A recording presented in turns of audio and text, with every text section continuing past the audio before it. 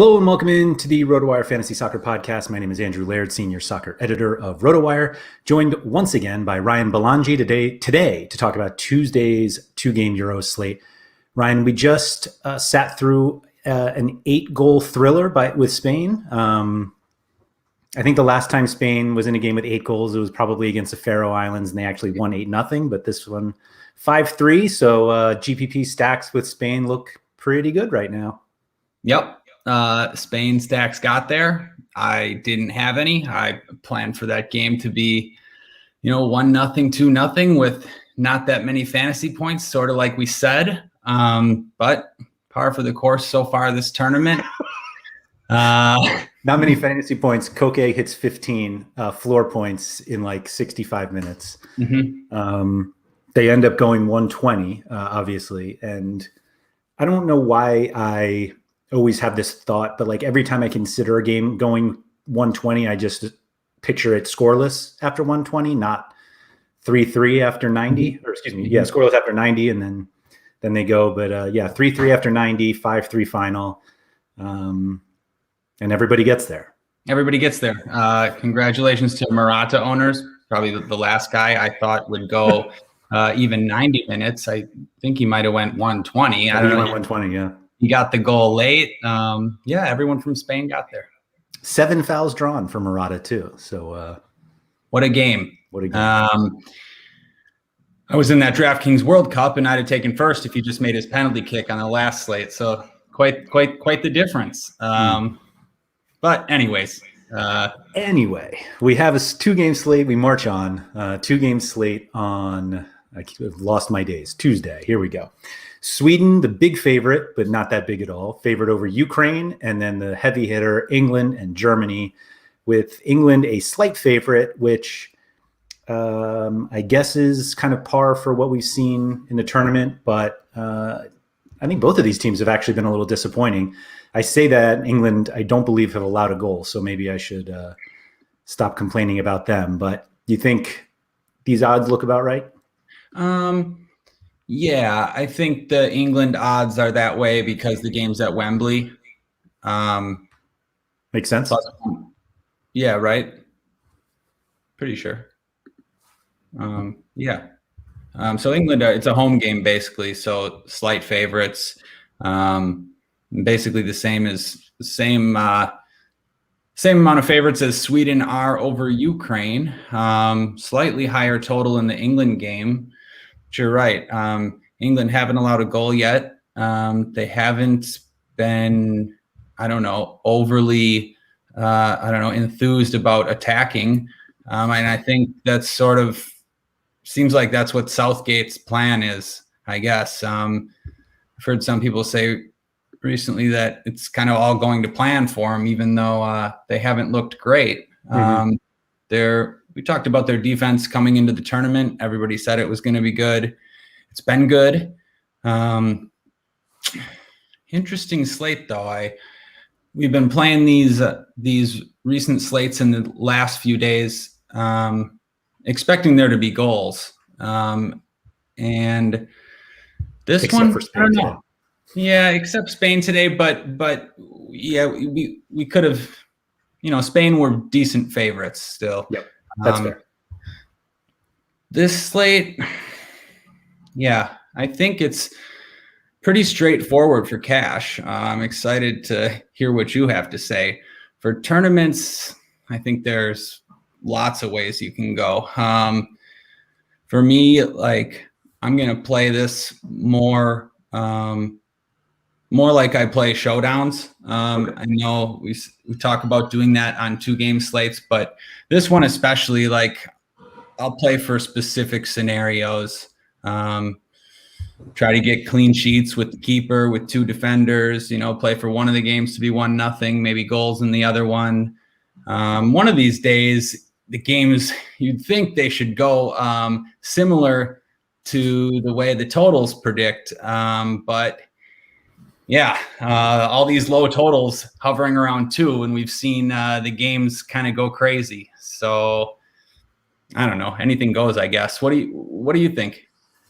I had a weird process of building lineups. Like I generally, the first lineup I build tends to be more cashy. I think I just kind of try to identify the chalk a little bit.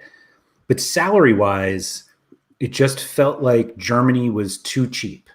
And I ended up with a lot of Germany. And I was like, I don't know if this ends up being right. I think of the two games, England, Germany seems like it should be the lower scoring one, actually, just because England obviously been very good defensively. And I feel like Germany is not necessarily the team that will, blast England. And I am just struggling to see England blast Germany. But Sweden, Ukraine, I think could just get silly. And so it really came down to like how much of that game I wanted. And I kept, like you can get the Sweden pieces and then you're like, okay, do I want guys from Ukraine with this or do I want guys from Germany? Because the England guys, I think, still are kind of expensive for cash, at least. Like the set piece situation's a bit weird. And I felt like we're going to just the way that the lineup breaks down, as weird as this sounds, it feels like a little bit like a League of Legends slate where you have a 2-game slate like this and kind of a favorite or an underdog that seems popular, that I feel like we could just see a lot of like Sweden, Germany teams just because of the way that the salaries work out.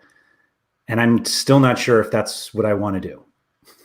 Yeah. Okay. So I had a similar thought. Like you see some of these Germany guys, and they're cheap and they look good.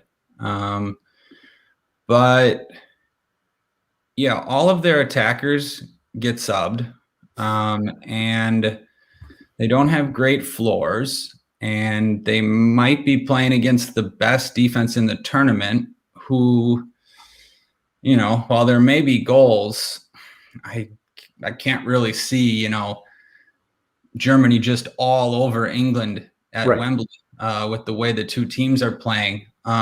So I feel like people might have similar thoughts. Yeah, they're good plays, these Germany guys, but I might consider fading. I agree with you. I think the Sweden-Ukraine game is just, it's more appealing. Like I sort of trust the players more. I feel like they'll have just as many, if not more chances. I did the same. Like I built like a cashy lineup and then try to make some changes off that for tournaments. So starting at forward, I just looked at Germany. They have no cash forwards like normally. England, no cash forwards either. Ukraine, none either. So pretty much just put in Emil Forsberg, taking penalties, taking half the sets, 3 goals for the tournament. He's expensive, but for cash, I don't really see a way around it. He looked good last game, took a really nice goal. But yeah, I think second forward's definitely up for debate. I assume you're just plugging in Forsberg. I did everything I could not to, in all honesty. I think he makes sense, but like he's going to be the guy that I end up playing that I really don't want to play. I just don't explained exactly why he should be a consideration. Yeah, trust me, I was looking to fade too, and I'm looking to fade for tournaments for sure. But for cash, I just didn't really see what fading does for me. These other forwards just don't look great in terms of like a safe floor. And then even though Forsberg's is expensive, I didn't really find that I was needing salary, I guess, in other spots. So it seemed like one of those that you just play because there's no one else, because everybody's going to play him. Just move on, I guess. I think you're right. I think that's where everyone goes. And the worst part about it is that if you don't feel great, like I don't feel great about it in cash, even though I should. But he's also, for the reasons that some of the reasons that he makes sense in cash, he makes sense in GPPs too. Like he's on penalties. So like we know he has goal upside. So right, even if you're like one of those people who makes a cash lineup and then just tinkers it a little bit, he probably stays in both, which Right. for Right. somebody So who's faded him for this tournament is pretty tilting. yeah. So when I say like I'm going to fade him for tournaments, like of course he makes sense still for tournaments if ownership's not considered, and he's been extremely popular, and he's expensive. So yeah, like right. I see what you're saying. He's still a good play. Either way, for cash, for tournaments, he's on penalties, he scores goals, so he still has upside. So it'd be a Right. tournament play for sure too. I'll probably just look to get some leverage if he's going to be popular again. Not that I'm like full fading him or anything like that, but I've been under the field and he's crushed me the whole tournament. Kind of one of those that I'm just going to stick with it. I know how it feels to get crushed by Forsberg. I think I can handle it one more time. Okay, that's fair. That's fair. Yeah, I feel like so he'll be popular either way. The second forward is tough because we obviously were saying it's difficult to figure out the first one, and then when you like begrudgingly play Forsberg, now you actually have to play somebody else. The guy I went to was Thomas Mueller at 7,100. And the only reason I went there is because he's 7,100. But you have that thing with Forsberg where like you don't really need to save that much. Like the pricing is a little, is not that tight. And so Mueller's like almost guaranteed to be subbed. Mm-hmm. But that kind of applies to all the Germany guys. Mm-hmm. I can assure you I'm not playing Harry Kane. Yeah, I can assure you I'm not playing Harry Kane either. I think it makes sense. I just went to Isaac, 6,400, because he's cheap, because I don't think it's the worst to pair him with Forsberg, even for cash. And like you said, none of these guys have safe floors or are even guaranteed 90 minutes. So I just feel like it can't really be a mistake to play the cheapest guy, especially when he's a good player. And he's shown he'll get you some points for 6,400. I don't know. It seems fine. Yeah. So I actually, when I was like, I'm not playing Forsberg, I went to Isaac. And then it was like, oh, I can just play Forsberg. I don't like all of the Germany guys seem sketchy. Whether it's Sane if he starts again, although he was awful in that last game. Gnabry I think will have his game at some point, but there's just not really a lot to like there. And if I don't play Kane, I'm probably not playing Sterling at 7,700. Although if there's anyone who seems consistent for minutes, it had been him. But from a really terrible analysis narrative perspective, Harry Kane scoring an international goal at Wembley seems to fit the bill, though, right? It does seem to fit the bill. I don't know if it's worth. Yeah, I mean, he's expensive compared to these other guys. Just one more thing about Isaac. Like, I guess I'd just rather play the main goal threat against Ukraine than trying to guess on a guy who's not going to play 90 minutes against the best defense in the tournament, arguably. And Isaac's cheaper. So like, it's one of those situations where it just all points to him for me. I like him in tournaments too. But sorry, what?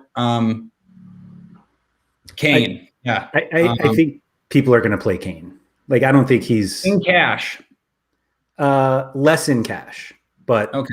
I think because we are struggling to find forwards we like, that kind of just makes Kane feel a little worthy of selecting. Yeah, but he's been yeah. For tournaments, yeah. I do like Kane. Yeah, scoring a goal at Wembley for sure. Germany haven't been giving up goals. Kane, 3 games without a goal on penalties. Yeah, I like Kane for tournaments.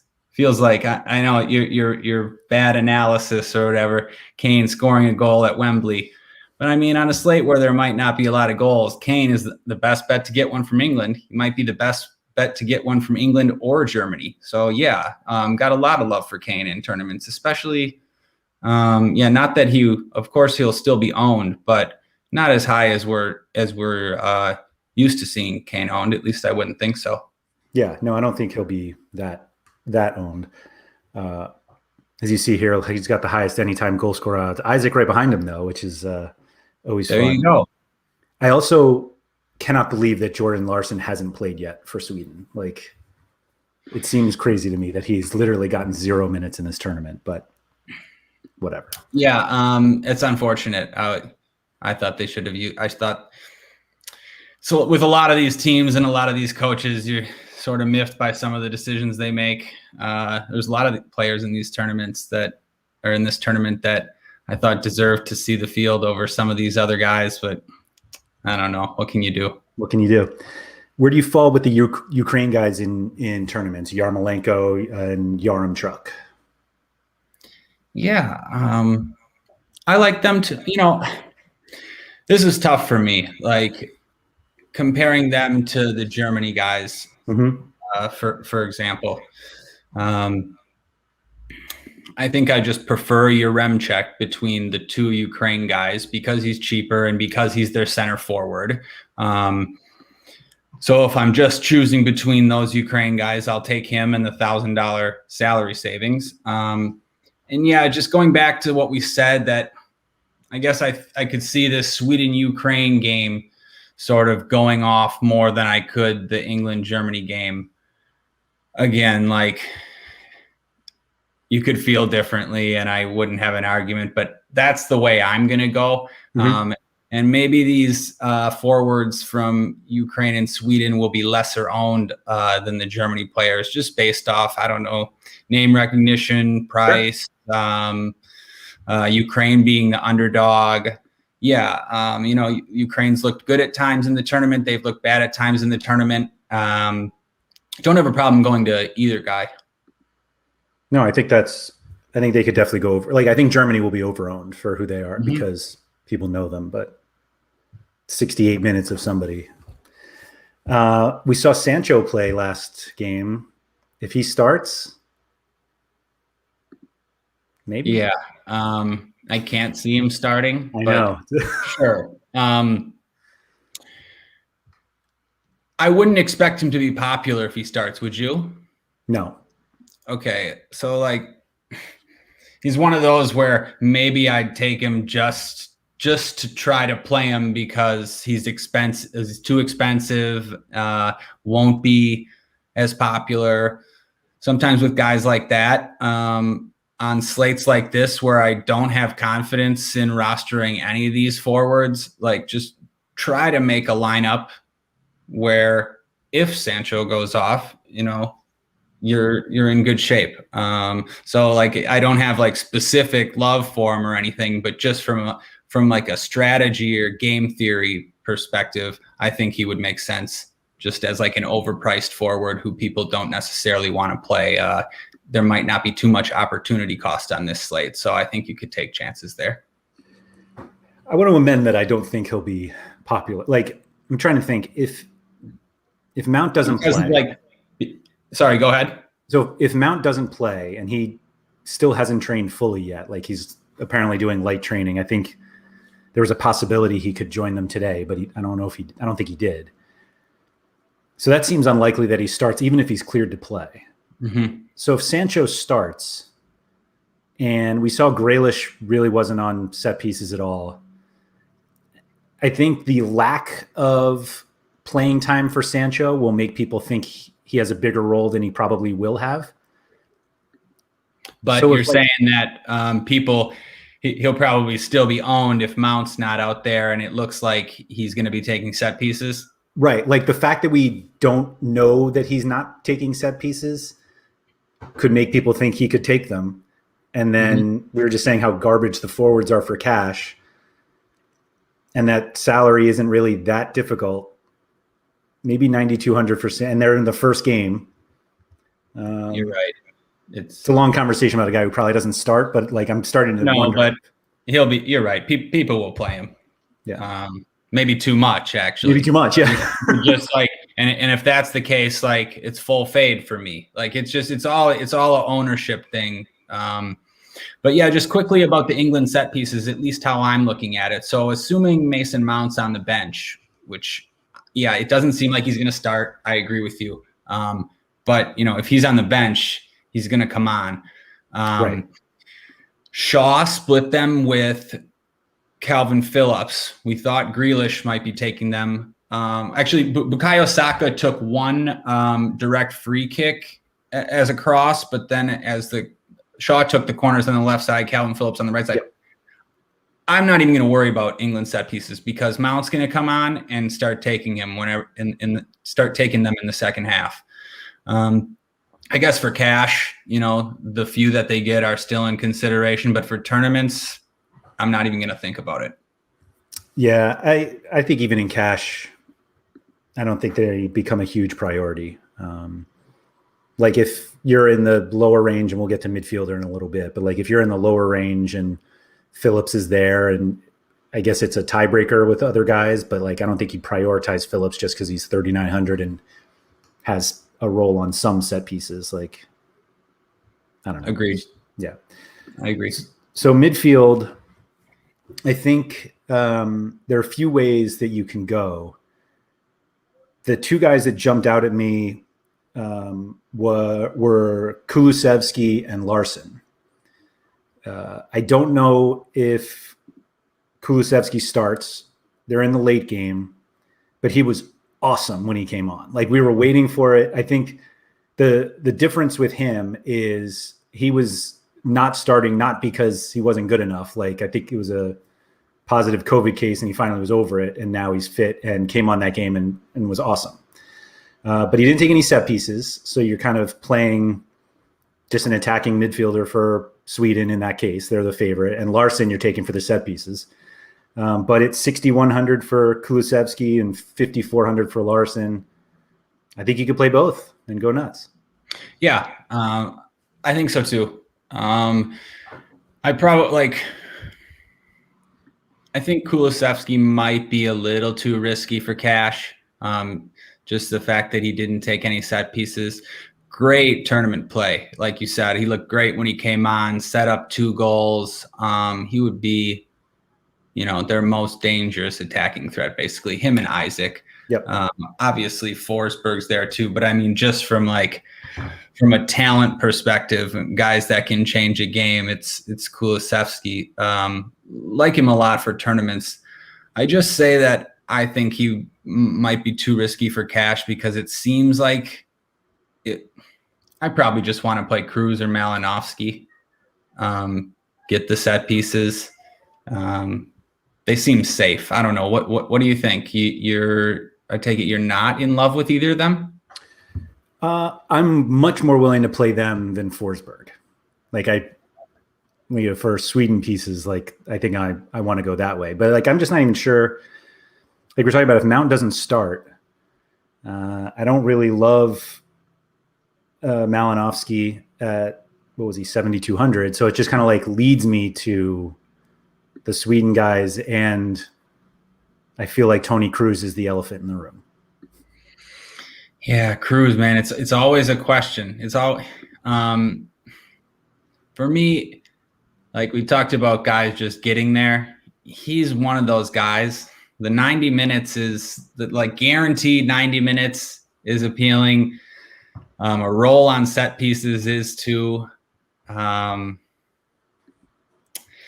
The lack of, I guess, other options has me leaning there too. It just seems like one of those spots where you just don't overthink it. I agree that depending on how you feel about the Sweden-Ukraine game, you could choose Sweden guys over Ukraine guys. Feels like Malinowski's more risky than Cruz.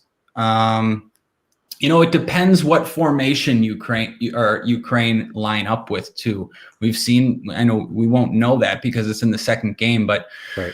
we've seen Ukraine use Malinovsky deeper, and then also as part of a front three in that second game where, he just destroyed from forward. Yeah. Again, got to mention that it was against North Macedonia, and that's significant too, but the position still matters for Malinovsky. Like, just switching to tournaments for a second, like a guy like that for me is a great tournament play if he ends up in a attacking position, especially being in the later game means less ownership, and it just, people don't usually plan for stuff like that. So look for that. Keep an eye on Ukraine's formation. But yeah, I don't cash, not in love with that either. It's, I guess I have a tough time discerning between the Ukraine and Spain midfielders. I guess it's nice that the Ukraine and Sweden midfielders. Sweden guys are cheaper, kind of. And they're the favorites. So I get it. I see why you're on those Sweden guys. I think it makes sense. Yeah, it just kind of falls that way, and I think the conversation is basically if you want to play Cruz or Grealish if he starts. Mount being on the bench kind of changes a lot just of how many guys he could come in for, and he could take all set pieces and all that stuff. Grealish is just pure open play, apparently. Yeah. So I don't know what you do with that. I mean, there are plenty of guys on the bench who can come on for him too. Like, right. Doesn't seem like anyone is safe there other than Kane. To be honest,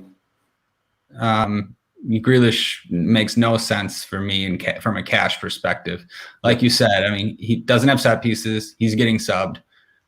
Even if Mount's not on the bench, he's likely getting subbed. Just don't see it. It's not like the greatest matchup against Germany. He's a fine tournament play. But I don't know. I don't see how you can roster Grealish even over Malinovsky or Cruz. It's just too risky, and it's not like a crazy amount of upside in a matchup against Germany. That's how I see it, I guess. For me, I'm not even sure he's a great tournament play. No, I'm not really sure either. Like that game, like when I just look at that game, when I see like a bunch of guys on both sides who are going to go 60 minutes, all I'm thinking about is like that game is fading all those guys, that game getting to 0-0 in the 70th minute and they're all off the field. You're just bringing home all the money basically, no matter what your lineups are. So yeah, I don't think he's going to be owned too. It's Jack Grealish playing in the first game. Don't get me wrong. I love Grealish as a player, big fan. So I think he would make sense in tournaments, maybe to pair with somebody, maybe to pair with Kane. Again, if there's not a lot of goals on these slate, he doesn't have to go off to be optimal. Honestly, I prefer Bukayo Saka if he starts. It seems like they might use the same lineup. Is he in the predicted? Yeah, he's in the predicted lineup. I don't know. I trust Saka's minutes more. I think his upside is similar.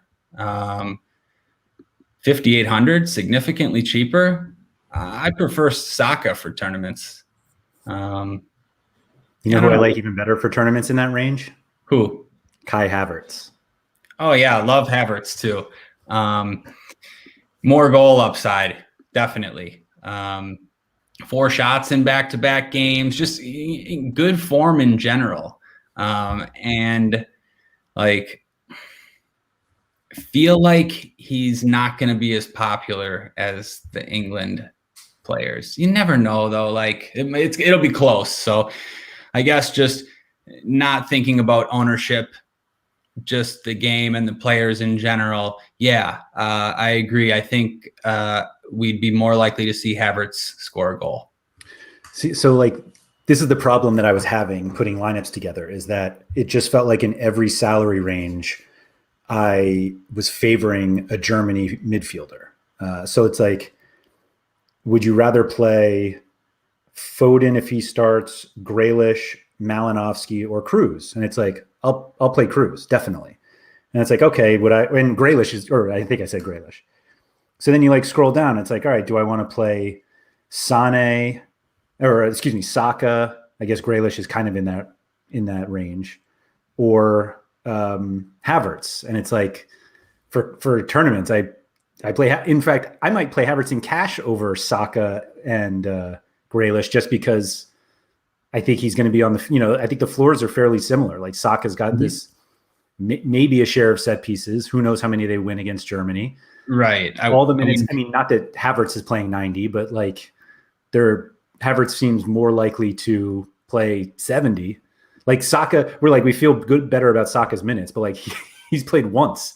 Right. And so I don't know. It just doesn't seem like in any place I'm like, no, I think the non-Germany guy is safer. And so, or has more upside. And so that's why I felt like I just ended up with a ton of Sweden and a ton of Germany. Yeah. And to be, that's where I'm going to end up too. So like, just about like structuring or how I'm looking to structure my lineups or what makes sense to me. Just going back to forward for a second, we've talked about how none of these guys like necessarily stand out. So I'll go to a range, say Gnabry 6,600. Okay, we like him for the price, and I like Isaac too. So they're interchangeable. And look at midfield. Just Cruz and Malinowski, same price. You figure one of them is like a safe bet to score double digits. Not both, but like one of them should get there. Yep. So like that's another change you can make. So I'll like focus on structuring lineups that I guess have easy switches, where I think one of those guys in that range is going to be viable. Yeah, I don't know. I guess that's the best way to explain it. Yeah. No, I think that is it. And then for midfield, we just have this kind of empty list of guys and who may not play or won't go 90. We've got Goretzka and Gundogan. And the further you get down, I mean, you're literally scrolling and then that's how you get to Calvin Phillips at 3,900.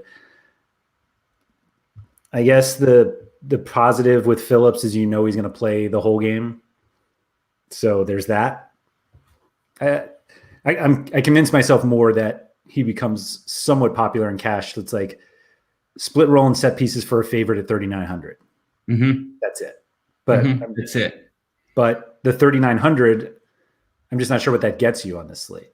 Right. No, so, I agree with all that. Yeah. I if there were guys to spend up for, I'd have no problem just plugging in Calvin Phillips. It's he's 3,900. He doesn't hurt you too much. He'll take a few set pieces, but yeah, what are you getting?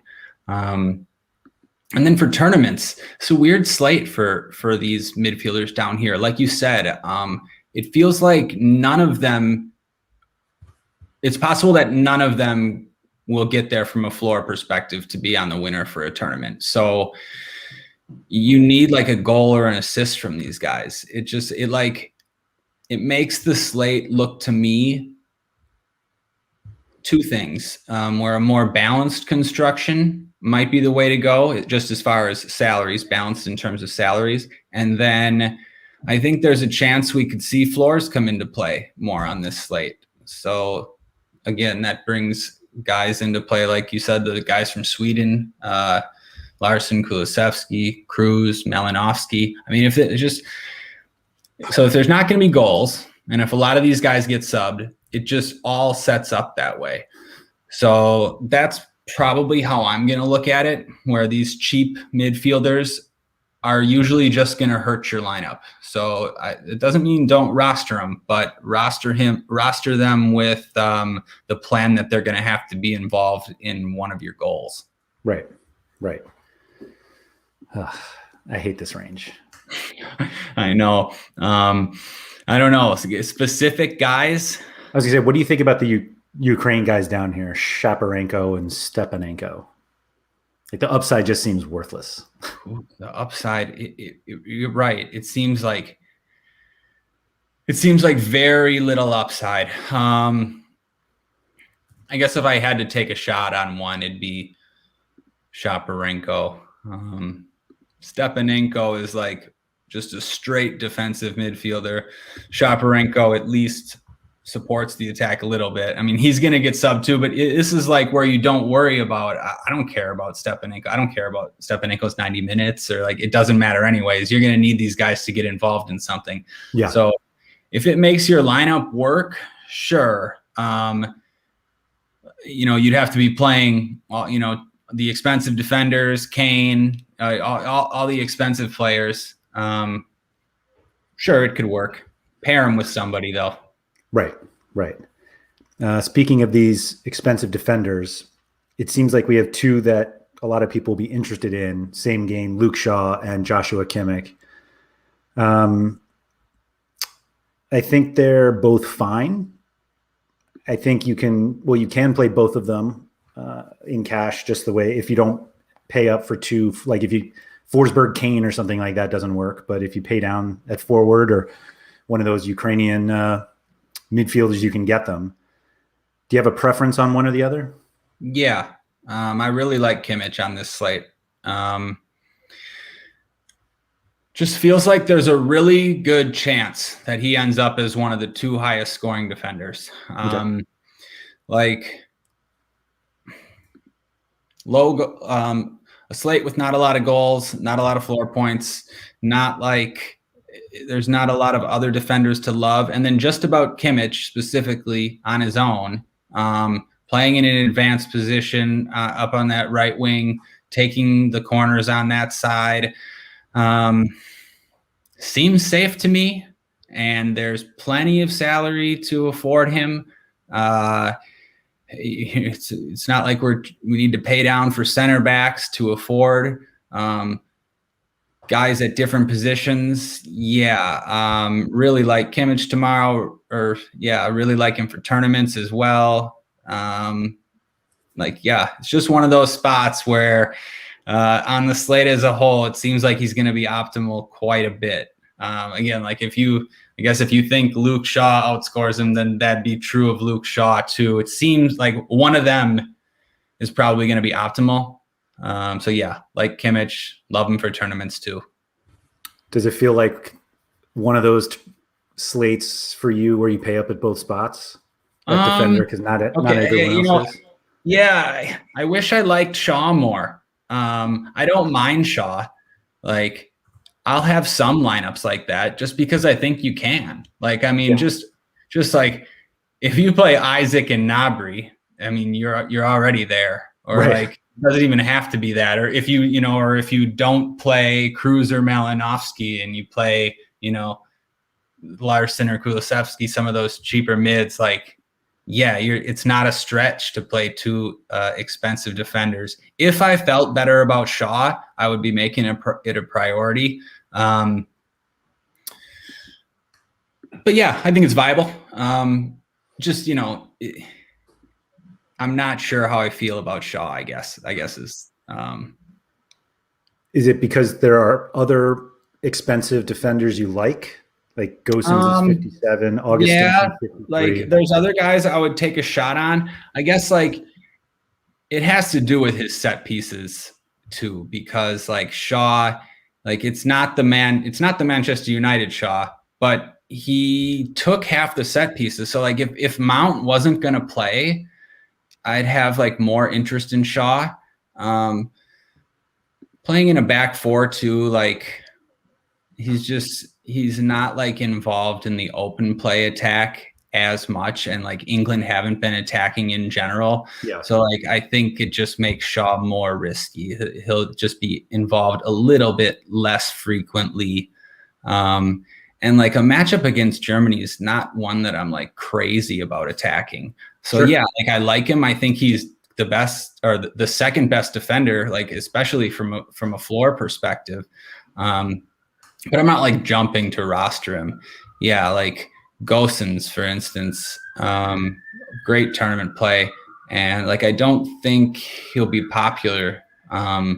He was very popular on the last slate, so I don't know, but he doesn't have a floor, and he gets subbed. But like as far as a guy that's going to come up with a goal, I mean, he's number one as far as as far as all the defenders. So yeah, I really like Gosens for tournaments. And I don't know. What do you think? Guys from the other teams? Are you considering guys from Sweden, Ukraine, or I guess you didn't say? How do you feel about Kemik and Shaw? I pretty much will always side with Joshua Kemik over Shaw. It would take like England being a massive, massive favorite and Germany to somehow be a massive underdog, and I don't think that. I can't think of a situation where Joshua Kemik has been a massive underdog in any game. Bayern Munich or Germany, it doesn't happen. So I think Kemik wins every time for me. I think this is where you save. I think the opportunity cost at midfield is too high to play someone like Phillips or any of the other cheaper guys. Phillips is probably the only one I would consider down there, and I don't think he's a great play. Mm-hmm. And the cheapest forwards are not cheap enough for it to be like a punt. So I think this is where we save money. Karavayev, though, at 5,000 flat, I think is a fun GPP play. As an underdog against Sweden, I don't think he makes a ton of sense in cash. But if you pair him with one of the forwards, I think that could be fun if that game kind of goes off. In fact, if you game stack that game, you could play him. So, if you just ignore Germany, England, for the most part, at least you'll have money because I feel like all the expensive guys we're talking about are in that game anyway. But yeah, I just don't think there's anyone worth like really prioritizing. It's kind of funny to see like Kyle Walker at 3,900, but like, I can't remember the last time somebody won money with him. So it can always happen. Kyle Walker, that's basically worse than rostering a center back as far as I'm concerned, at least for when it comes to him playing for England. I agree with you about Karavayev, though. No one's going to play him. He's the most attacking of Ukraine's defenders. Really like that call about pairing him with a Ukraine guy. I can absolutely see him picking up an assist. He almost scored too in the other game. So don't mind the other Ukraine defenders either. Mikolenko, your boy, really cheap. I got to bring him up. 3,400. Is probably 3,400 for a reason, but he's still putting in some crosses. He gets up and down the wing. So yeah, I don't mind that, especially when you might not be missing out on too much by rostering him. And even Zinchenko, I don't mind rostering Zinchenko. I don't think people play him, and I just, his game log, his 3 games haven't necessarily showed it, but I think he has a little bit more upside playing where he's been playing as like a defensive midfielder, just to pick up an assist. So I don't mind pairing him with someone either. I guess we didn't talk about these Sweden guys. Augustinsson seems expensive. I'd prefer him over Lustig, though, just because he attacks more. Yep. Agreed. Yeah, I feel like the reason you don't end up on Augustinsson is I don't think many people are going in saying, I'm going to go stack Sweden. If you are, then Augustinsson should be a part of it. But I think just the way that the lineup breaks down, you end up with guys like Forsberg and Larson and maybe Kulusevski, and you're like, how much Sweden do I really want? And Augustinsson seems like the one you probably toss. Mm-hmm. Yeah, I agree with that. If you're really saving, the Ukraine center backs are 2,700 and 2,500. Oh wow! That's it. If you really say right, just play one of those mid-price center backs. Probably won't hurt. Okay, if you need it, yeah. I don't love playing those guys like if I don't really need the money. But if I'm making lineups with all the expensive guys from this slate, or like I said at the start, like playing this like a showdown, scripting some of these games, I like playing them if I'm planning for a 1-0, Ukraine win with the goalie and one of those cheap center backs. I think that makes sense. Okay, that's fair. For goalie, this is like the closest I've seen goalkeepers priced, I think, all tournament. Robin Olsen is the most expensive at 5,100, which is pretty low for the most expensive goalkeeper. And where's the Ukrainian guy?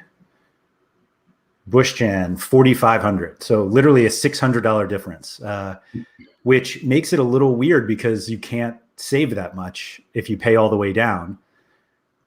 You're kind of exposed to Sweden blasting Ukraine, I guess.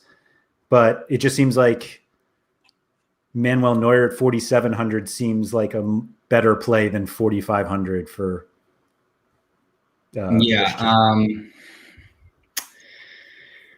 For me, I don't really see any way of differentiating between these keepers. I really don't. So like, I will only make it make sense with my lineup. Like I'll be pairing them with defenders, and I'll be playing goalies where I don't have players on the opposite teams. Like it just doesn't seem like you need to do that on this slate. Yep. I'm having trouble even like thinking of arguments for one of these keepers over the other. I'll say, we can bring up that England hasn't allowed a goal in the tournament and they're playing at home. So if you just want like, a soccer take, England could get another clean sheet. But yeah, I don't know. You tell me, Andrew. I got nothing. Like there's the conversation is always, do I want to spend all of this money for a better chance at 10 points? Or do I want to spend minimal money so that I can spend it elsewhere?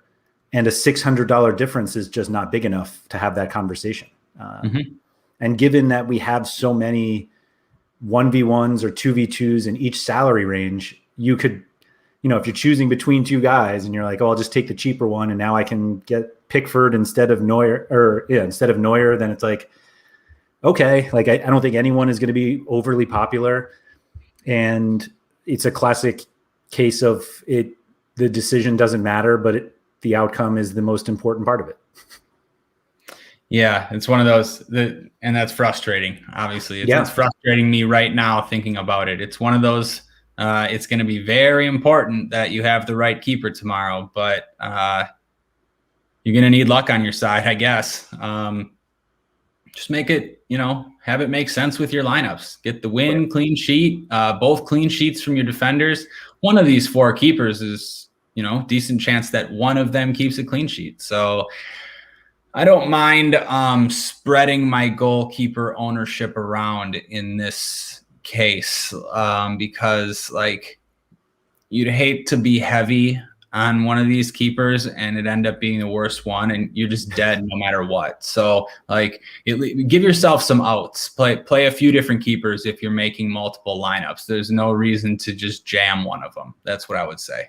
Yep. No, I think unfortunately that's kind of the analysis. I think a lot of people fill in goalkeeper last because you don't want to spend goalkeeper salary where you could be spending it elsewhere. So I think that strategy makes sense on this slate, but it's less, you're less doing it for salary and more for correlative purposes, that you want to make sure your goalkeeper is correlated with the other players in your lineup, whether it's you have defenders and you can get the clean sheet, or you're just not doing it against the attackers that you need to score goals from.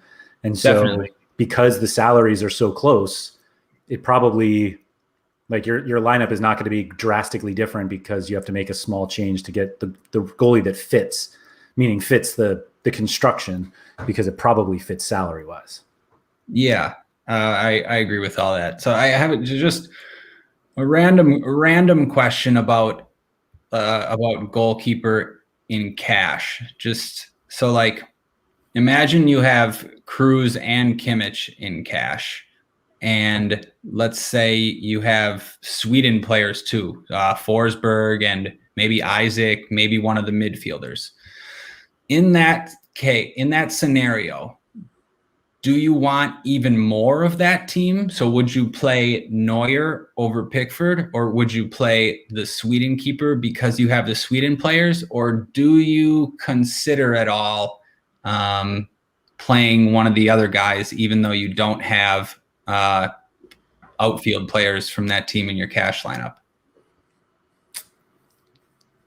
That's a good question. I think there might not even really be an answer. I don't know. It's just something I thought about. No. Kemik and Cruz make sense, or not that they make sense. They're the types of players where it's okay to play the other goalie because you're not expecting goals from them. And in cash, it's their floors that make sense. We're going for. In tournaments, I would just play Neuer. I don't definitely, because you obviously are hoping that Cruz and Kimmich have 12-point floors and they both have assists, or one of them gets a goal. And obviously, if that happens, then Pickford is dead. In cash, I think it's a hedge that ends up hurting you more often than it helps you. That's kind of what I was asking about. Yeah, like the hedge factor. It probably ends up hurting you more often than helping you. I'm just thinking that I guess the scenario. It's a really tough question, actually. Yeah. You probably you can't just give an answer off the top of your head. Yeah. I mean, the scenario that Kemik, Cruz, and Pickford have, or Kemik and Cruz have basically ceiling floor games, is the situation where England scores early and then they are just sending in bunches of crosses and Pickford saving them. And so Pickford ends up with the win clean sheet and 8 saves, and Cruz and Kemik have combined for 30 crosses. So that's certainly in the possibility. But it's just something I bring it up because it's something that I don't do or wouldn't think to do, but it's crossed my mind more just for, I guess the possible hedge benefit. If there is one, if it's even worth it, I don't know. It's probably not. It's probably a negligible question, to be honest. But right, yeah, 51-49. I think the interesting thing about this question for this slate is because usually we have this thought when you're paying way down for a keeper. So it's can I play Mount and Kane on a different, and the North Macedonia keeper, and just hope that they have a bunch of crosses and shots on goal. But because the salaries are so close, you're literally choosing effectively 2 even guys at the same price. And one correlates in terms of the team and the other one in, potential. That's a tough one, Ryan. Right. Because, just to finish it off, I was thinking of it, I guess, just for my lineup, if Cruz and Kimmich, guys that were playing not because of goals or assists, because of floor. And, you have 4,900 left for keeper. What do? Pickford or Neuer? Always in that scenario throughout all the time I've played DFS soccer, I would just always play Neuer. Just because, I have Kimmich, I have Cruz, I don't have England guys. It's just that's the way I think for tournaments. It just seems to make sense. But I don't know. Maybe Pickford could be the answer. I mean, I'm not. There might be something that I'm missing. And again, maybe there's no answer, to be honest. Maybe it's just all the same in the long run. Something to think about. Yeah, that's a tricky one. I don't know what the answer is. Some smart cash guys would have the answer. Right. There probably is an answer, but forget I brought it up. All right. If anybody has any follow-up questions for me or Ryan, you can find us in the RotoWire Discord, which is open for all subscribers. Just go to rotowire.com/chat to get in there. If you are not a subscriber and want to try us out for free for 10 days, no credit card required, just go to rotowire.com/soccer trial. Gets you access to all of the sports that we cover there on RotoWire, as well as that Discord chat. So definitely check that out. If you're watching this on YouTube, if you could please hit the like button below. And if you're listening to the audio version, as always, if you could just please rate and review it whenever you listen. The Euros take a slight break. They're off Wednesday and Thursday. So Ryan and I will have a slight break, but we will be back, I guess, on Thursday to talk about Friday's slate, which is the semifinal, I believe, the first of the two semifinals. So we'll be back then. Ryan, thank you for that, and good luck on Tuesday. Thanks, Andrew. Good luck, everybody.